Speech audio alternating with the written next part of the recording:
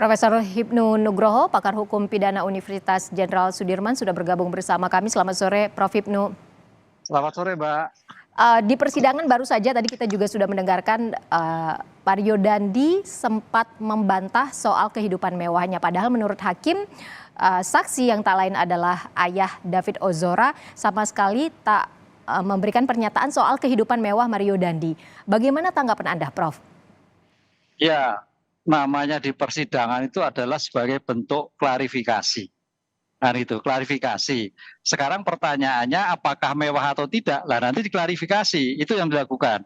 Tapi yang harus diingat, Mbak, namanya keterangan seorang terdakwa itu adalah untuk dirinya sendiri.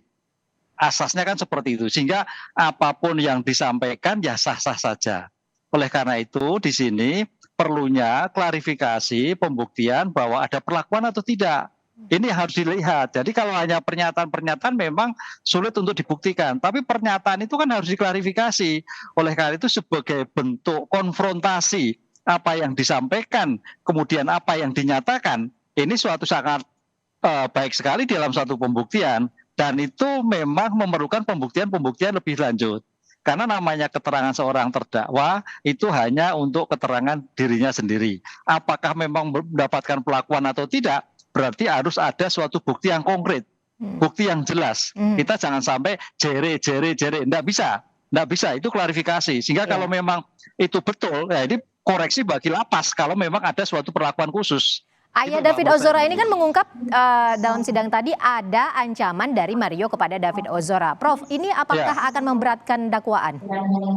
Ya, kalau ancaman-ancaman itu kan sudah terlihat. Jadi apa yang disampaikan oleh ayahnya Pak David itu sebagai bentuk formulasi yang ia dengar, ia terima dari berbagai keterangan seperti ini. Artinya apa? Ini kan dari segi pembuktian itu, keterangan yang pertama kali adalah keterangan saksi korban.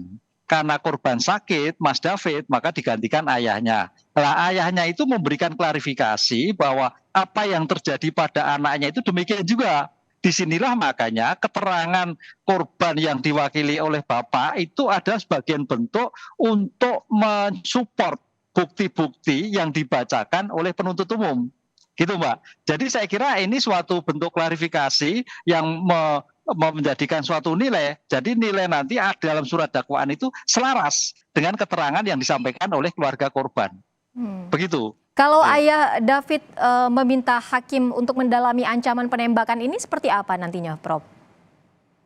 Ya, itu sebagai bentuk nanti klarifikasi bahwa ini tindakan ini adalah suatu perencanaan, suatu pengancaman, sehingga si David memang sudah tidak bisa apa-apa, kan itu kan.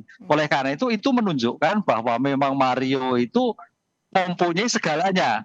Tadi kita mendengarkan seperti itu, sampai menjanjikan, sampai menginformasikan, kan itu loh. Oleh karena itu sebagai bentuk akumulasi suatu peristiwa yang nanti diformulasikan di dalam suatu penuntutan, itu menjadikan sangat berat.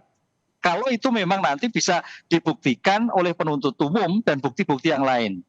Begitu, Mbak. Ya, Prof, ini kan tadi dalam persidangan penasihat hukum Mario Dandi bertanya soal bagaimana upaya permintaan maaf dan damai yang sebelumnya sebenarnya telah mereka lakukan, tapi akhirnya ditolak oleh keluarga korban, keluarga David Ozora. Ini maksudnya seperti apa, Prof?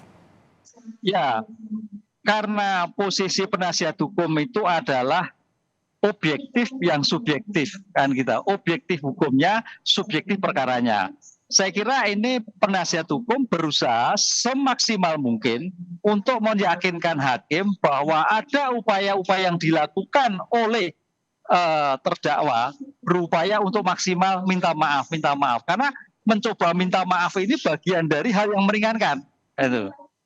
Itu usaha yang dilakukan. Oleh karena itu ya namanya usaha, Mbak, kan itu.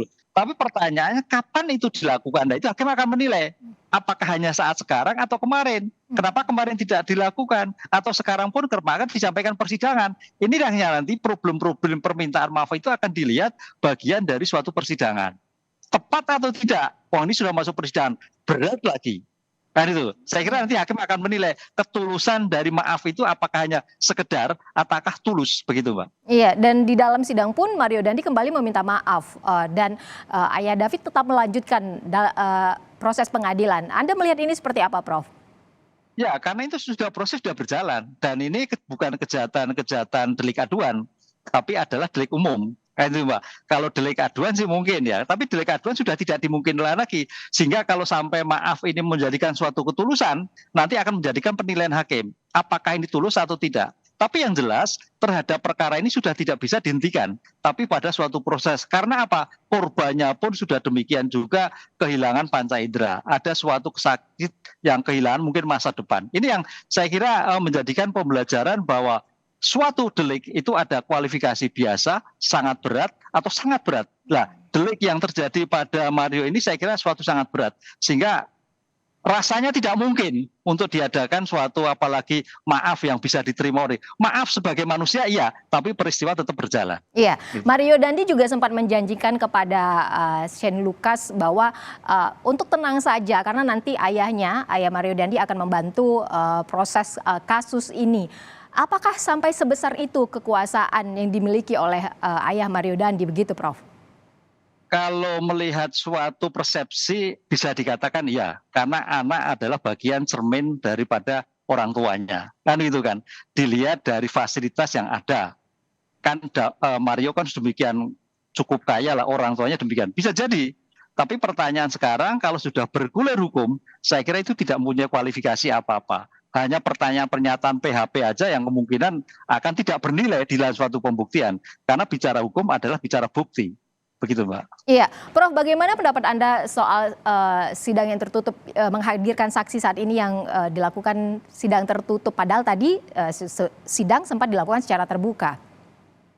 Prinsip persidangan adalah terbuka untuk umum, equality before the law. Kenapa terbuka untuk umum? Untuk tidak terjadi kesesatan, publik menilai. Tapi dalam hal seorang saksi ataupun materi, ya tidak hanya anak, ataupun materi itu terkait dengan kesusilaan, kesopanan, maka hukumnya wajib sebagai bentuk etika untuk dilakukan tertutup untuk umum. Tapi sidangnya terbuka untuk umum, karena materinya kesusilaan atau anaknya yang terperiksa itu anak di bawah umur, itu adalah wajib. Ini sebagai bentuk etika persidangan terhadap perlakuan-perlakuan khusus terhadap anak maupun materi kesusilaan. Sah, saya kira itu. Dan kembali lagi setelah itu kembali terbuka untuk umum kembali. Jadi situasional, Mbak, melihat suatu persidangan itu tidak bisa dikatakan semua terbuka untuk umum tanpa melihat suatu saksi dan kualitas berita, kualitas cerita, kualitas peristiwa terhadap suatu peristiwa yang sedang diperiksa. Ya.